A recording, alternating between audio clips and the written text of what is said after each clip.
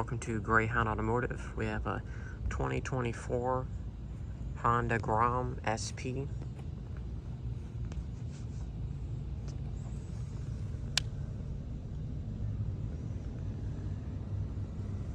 Has an aftermarket exhaust on it.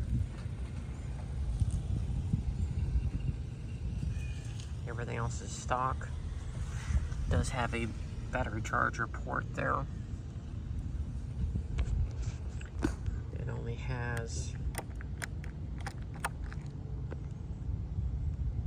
334 miles. It does have a rebuild title.